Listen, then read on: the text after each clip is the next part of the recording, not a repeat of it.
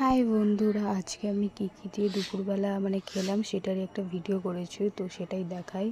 তো ফার্স্টে নিয়েছি ভাত।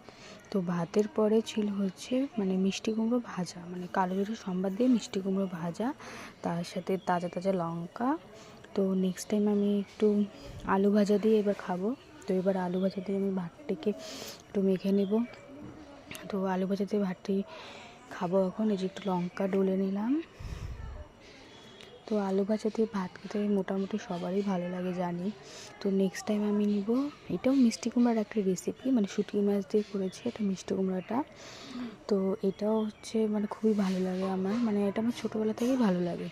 তো একটু যে মাছটা নিলাম, তো এখন এটা দিয়ে সুন্দর করে খেয়ে নিব আর কি। খুবই ভালো লাগে এটা খেতে। তো এটা দিয়ে খাওয়া শেষ করার পর আমি নেক্সট টাইম এখন নিয়ে নিব আমি হচ্ছে সয়াবিন আলুর তরকারি। আমার সয়াবিন আলুর তরকারিটা খেতে অত ভালো লাগে না, তারপরেও খাই, কারণ সয়াবিনে যেহেতু একটু প্রোটিন থাকে, এই জন্য একটু খেতে হয়, তাই খাই। খুব একটা ভালো লাগে না, ভালোই লাগে না, তো তাও একটু খেলাম আর কি।